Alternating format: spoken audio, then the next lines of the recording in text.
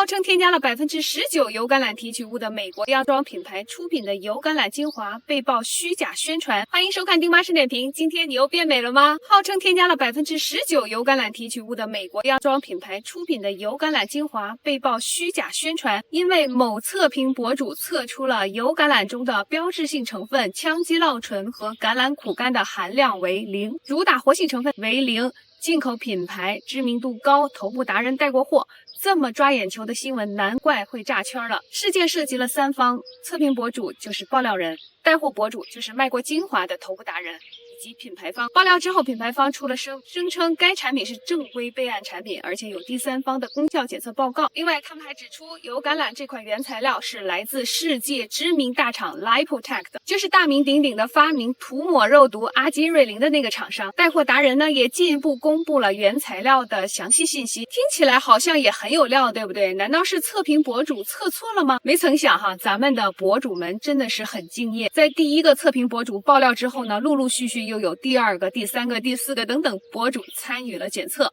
所有人的结果都非常一致，那就是零检出。我分析这里面的可能性有2个，一个可能呢是国内和国外的检测方法不一样，由于油橄榄提取物它没有标准的检测方法，那么不排除不同的方法导致的结果不一致。另外更可能的是，这款精华里就是不含羟基酪醇和橄榄苦苷。为什么会这样呢？咱们接着分析。第一种可能是原材料本身就不含这2种成分。业内人士都知道植物提取就是护肤品界的一个盲盒，同一个名称里面的活性成分和功效有可能天差地别。简单举个例子用水提取和用有机溶剂提取出来的成分呢，就可能大不相同。你可以脑补水煮的参汤和人参泡酒的功效是不一样的。因此，如果原材料里本身就不含这2个成分，别说19%的添加量了，就算添加了100%也测不出来。关于这一点，需要原材料商提供详细的 COA 检测报告，并且告知详细的提取工艺和检测方法，才能知道答案。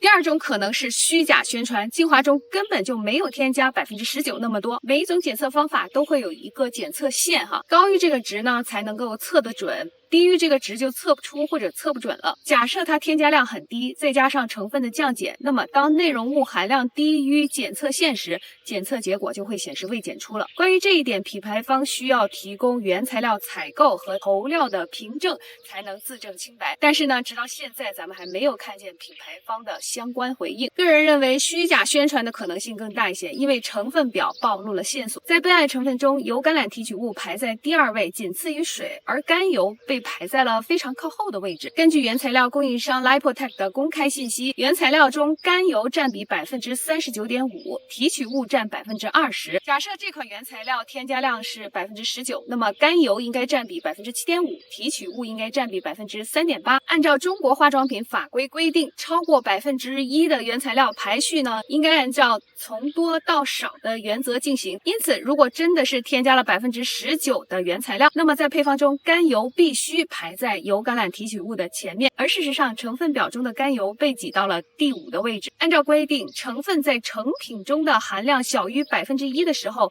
是不需要按照它的添加量进行排列的。因此，假设这款原材料只添加了 2%， 那么里面的甘油和提取物的浓度都小于 1%， 那么把谁放在前面都是被允许的了。另外说个题外话其实这款精华中的胜肽在成分表中的位置也是很不寻常的。按照国家规定添加量少于 0.1% 的成分是应该归为微量成分的。胜肽类成分一般是100万分之一级别的浓度就能起效了，因此你在护肤品的成分表中看胜肽它绝大多数都是出现在微量成分之中的。第3个可能性是原材料本身羟基酪醇和橄榄苦苷的含量就很低，然后添加量也很低，然后稳定性也没做好，导致在检测的时候渣都不剩的情况。我看网上有人说不管是不是虚假宣传啦，只要有效果就好了。于是呢，我又仔细查看了该精华的备案信息中提供的临床数据，他们找第3方做了皮肤含水量、经表皮水分流失、皮肤泛红、肤色和乳酸刺激的检测。说实话，这几个指标确实做出了显著性。也就是说，同一个受试者用与不用产品后的皮肤状态呢，确实有差别，只不过这个差别并不是那么让人眼前一亮比如在泛红的改善方面，连续使用28天降低了 0.85%， 而乳酸刺激降低 28.31%。其实市面上很多便宜大腕的产品都能达到这个效果了。因此呢，即使是所有程序都 OK 合法，添加量也没有作假，这也是一个性价比很低的产品了。这两天为了写点评，我翻到了自己之前很欣赏的一位博主，也算是成分党领军人物之一了。这位博主4年前写过一篇推文文章中对这款精华进行了花式吹捧，一下子就给我看懵了。希望对方当时只是被蒙蔽了，而不是被利益熏了心。好了，这期丁妈式点评就到这里啦。如果你觉得有收获呢，请点赞、收藏，并且转发给有需要的小伙伴。咱们就到这里啦，下期再见了，拜拜。